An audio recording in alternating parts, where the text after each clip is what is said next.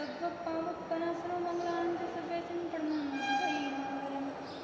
अज्ञानतिमिरन्धनं ज्ञानाञ्जनशलाकया नेत्रमुन्मीलितं येन तस्मै श्रीगुरवे नमः। आत्मोद्धारकर्तारं चैतन्यप्रबोधकं ज्ञानस्पर्शकं नमामि श्रीरामचन्द्रम्।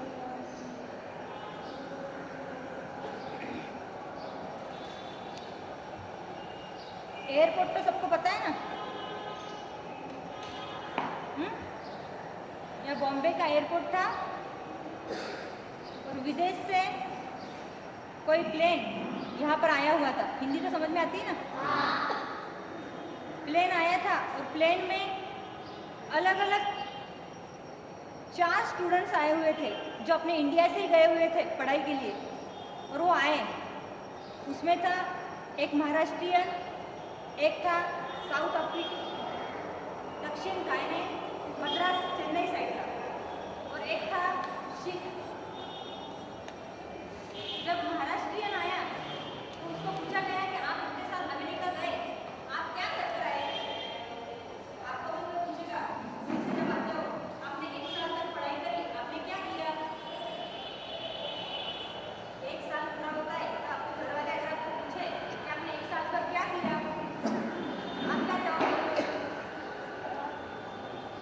क्या करते हो आप स्कूल में? जवाब दोगे ना? हाँ। उनको भी प्रश्न पूछने में आया कि आप अमेरिका गए, इतने साल रहे, तो अमेरिका में क्या करा? उन्होंने कहा मैं डॉक्टर के आगे की पढ़ाई करने गया था और मैं अच्छी सी डिग्री लेकर आया हूँ। सबको बड़ी खुशी हुई। दूसरा जो व्यक्ति था उससे पूछा गया कि आप इतने साल अमेरिका गए, आपने क्या किया? तो कि मैं इंजीनियर तो यहाँ तक पढ़ाई कर कर गया था, उसके आगे की डिग्री लेने के लिए गया था और मैं वो वहाँ की आगे की डिग्री लेकर आया। लेकिन जो सिख था उसको भी यही सवाल पूछा गया कि आप इतने साल अमेरिका गए, आप क्या कर कर आए? तो उस सिख ने क्या जवाब दिया? कौन सी डिग्री लेकर आया वो? उस सिख को पूछा गया कि आप इतने साल अमेरिका रहे, आप क्या पढ़कर आए? तो उसने जवाब दिया मैं टाइम पास कर कर आया। अब आप में से भी सब इतने सारे बच्चे हैं, सबको अगर इंटरव्यू लिया जाए कि आप स्कूल में क्या करते हो, सब पढ़ाई करते हो कि टाइम पास करते हो? पक्का? और सिख ने तो जवाब दिया मैं टाइम पास कर कर आया। तो उसका अमेरिका जाना सफल है या निष्फल है? निष्फल है। आप स्कूल में जाते हो, आप पढ़ाई केवल पढ़ाई के लिए जाते हो? पक्का? कौन सी पढ़ाई करते हो? जितना आपके पास बुक्स है उस बुक की पढ़ाई करते हो कि अपने को जो पढ़ाते हैं उन टीचर का बहुमान रखना, उनके ऊपर विनय करना, ये भी सीखते हो? कि मस्ती करना, ये भी सीखते हो? एक दूसरे को हेल्प करना या गिराना, ये सीखते हो? पक्का?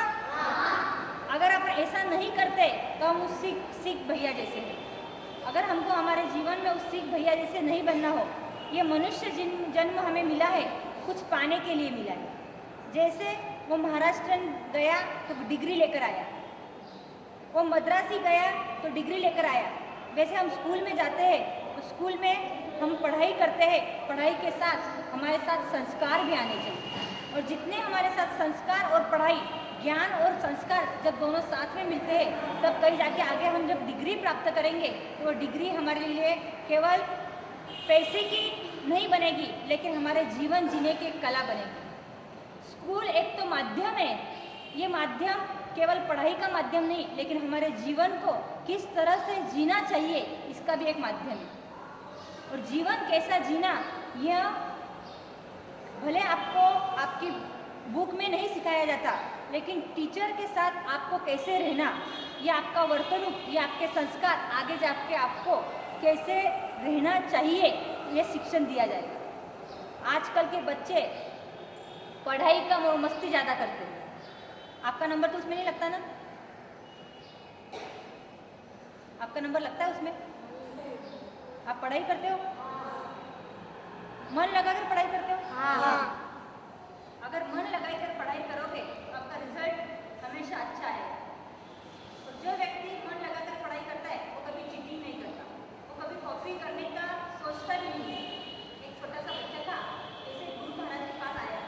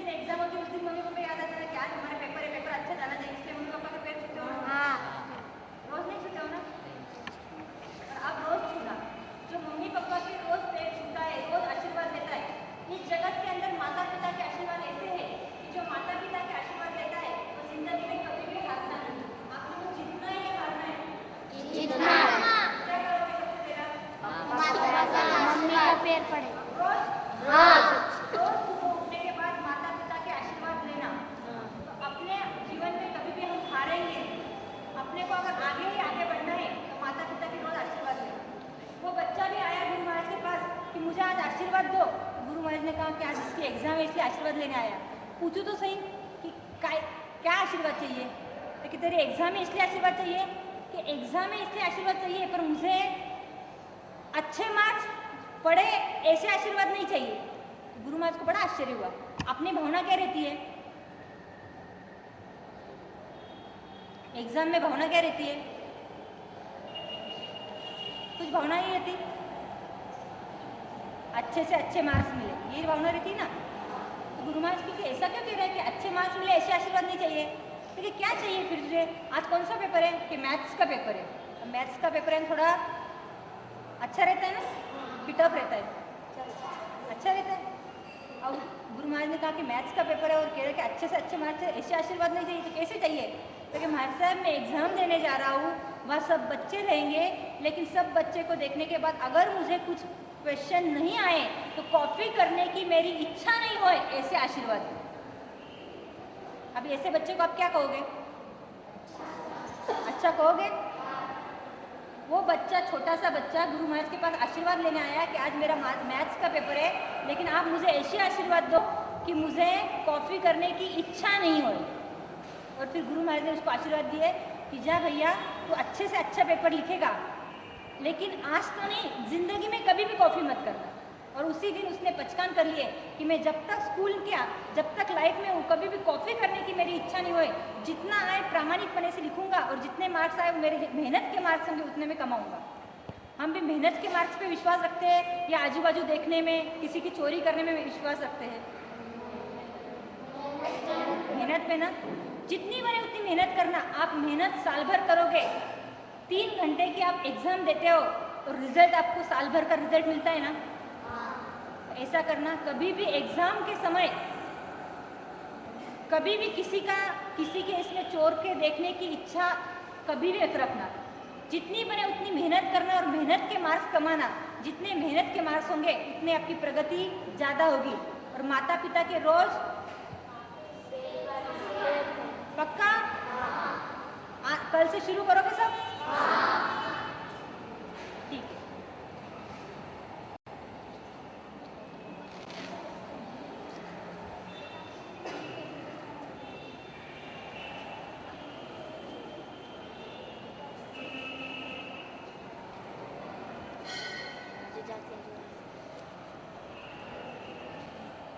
अपना भारत देश वैसे तो कृषि प्रधान और ऋषि प्रधान कहलाता है।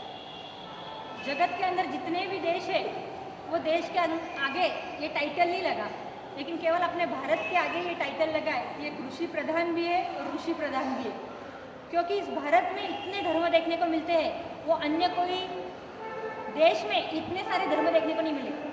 विविधता देखनी हो तो भारत में देखने को मिलती है। और इस भारत में अलग अलग धर्म है और अलग अलग धर्मों की अपनी अपनी एक मान्यता है। उस मान्यता के हिसाब से सब अपने अपने पूजा पाठ वगैरह करते हैं और अपने आगे बढ़ते हैं। वैसे जैन नाम का एक धर्म भी इस भारत के अंदर है। ये जैन धर्म जिसका हम परिपालन करते हैं, वो जैन धर्म यानी क्या? जैन धर्म की सबसे बड़ी विशेषता है वो हिंसा में मानता ही नहीं, अहिंसा के ऊपर टिका हुआ ये जैन धर्म है। एक चींटी चलती है, हम चींटी को बचाने की भावना रहती है, उसे मारने की भावना रहती है? बचाने की भावना है तो अपने पास अहिंसा है। अगर उसको चींटी को मारने की इच्छा है तो हमारे पास हिंसा है। जैन धर्म अहिंसा के ऊपर टिका हुआ है। हम जैसे जीव है, जगत के अंदर जितने भी प्राणी है उनके अंदर भी जीवत्व रहा हुआ है, वो भी जीव है। हमको नाक है, उनको भी नाक है। हमको कान है, उनको भी कान है। हमको आंखें हैं, उनको भी आंखें है। गाय को सब है, भैंस को है, ऊँट घोड़ा बकरी सबको है। तो हमारे अंदर जैसा जीव है वैसा का वैसा जीव उन प्राणियों के अंदर भी है। एक चींटी होती है, चींटी के अंदर भी आत्मा रही हुई है।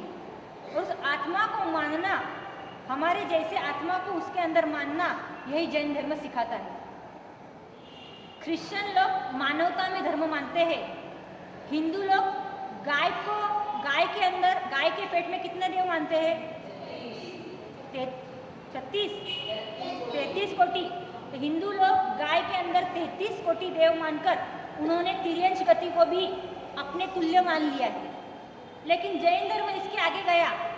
पृथ्वी का यानी पेड़, जो पर्वत वगैरह दिखते हैं, हीरे वगैरह दिखते हैं, अब का यानी पानी, जितना भी पानी है, बिजली यानी तेऊ का है, जितनी भी हवा बहती है वो वायु का है, और जितने भी पेड़, फल, फ्रूट वगैरह जितने हैं वो वनस्पति का है। इनमें भी जीव को मानते हैं वो जैन है। जैन सूक्ष्मता से व्याप्त हो,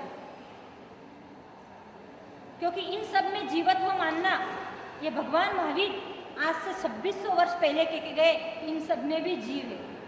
डॉक्टर जगदीश चंद्र बोस ने जब रिसर्च करा तब उन्होंने ये सिद्धांत निकाला कि वनस्पति के अंदर भी जीव है।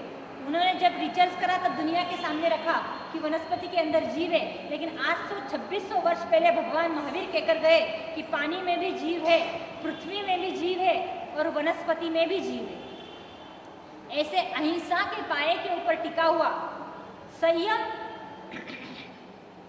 यानी अपने 5 इंद्रिय है, ये स्पर्शेंद्रिय, जीभ है वो रसनेन्द्रिय, हम नाक से सूंघते हैं, वो घ्राणेन्द्रिय, आँख से देखते हैं वो चक्षुरेंद्रिय, और कान से सुनते हैं। ये सब जो 5 इंद्रिय है, 5 इंद्रियों को पर संयम रखना। जिस चीज़ के से हमारे अंदर संस्कार गलत पड़ते हैं वो चीज़ नहीं देखनी, ये आँख का संयम हुआ। जिस चीज़ के कारण हमारा पेट बिगड़ता हो वो चीज़ नहीं खानी, ये हमारा जीभ का संयम हुआ। जिस चीज़ के स्पर्श से हमें तकलीफ होती है उस चीज़ का स्पर्श नहीं करना, वो हमारा काया का संयम हुआ। इस तरह संयम के ऊपर टिका हुआ जैन धर्म है। और तब यानी पेट को पूछकर खाना, जीभ को पूछकर नहीं खाना। आज हम खाना खाते हैं, सही बताना, पेट को पूछकर खाते हैं या जीभ को पूछकर खाते हैं? सही में? तो बाहर लारी खड़ी हो और आपका पेट 2 दिन से दुख रहा है, लेकिन लारी के ऊपर पाव भाजी और पानी पूरी चल रही है और आपका फ्रेंड कह रहा है चल यार एक डिश खा लेते, तब क्या होता है? खाने की इच्छा होती है। तो आप पेट को पूछ के खा रहे हो कि जीभ को पूछ के खा रहे हो? तो जीभ को पूछकर नहीं खाना, लेकिन हमारा पेट जो कहता है वही खाना, उसका नाम है तप। हाँ, तो ऐसे अहिंसा, संयम और तप, इन 3 पायों के ऊपर टिका हुआ और धर्म है वो जैन धर्म। जैन धर्म इस रूप से व्याप्त है। अगर हमारे पास भी कोई जीव को नहीं मारना, किसी जीव को समझने की क्षमता है, तो हमारे पास भी अहिंसा है। 5 इंद्रियों को कंट्रोल करने की बुद्धि अगर हमारे पास है तो हमारे पास भी संयम है। और हम जीव को पूछकर नहीं, पेट को पूछकर अगर खाने की हमारे पास क्षमता है, पेट जितना कहता है उतना ही खाना। रसगुल्ले बहुत खाते हैं, लेकिन हम अभी खाना खाकर घर से आए, पेट एकदम भरा हुआ है, और किसी की शादी में जाने का इंटीमेशन आया और हम फ्रेंड के साथ चले गए और वहाँ सामने रसगुल्ले दिख गए, अब क्या होगा? खाने की इच्छा हो जाएगी। कितना? चलो बहुत भाता है, सामने है, मैंने अभी पेट भर कर खाया है, 1 खाओगे, 2 खाओगे कि 10 खाओगे? हाँ? नहीं, आप पेट भर कर खाकर आए हो घर से, बस 1 ही खाओगे?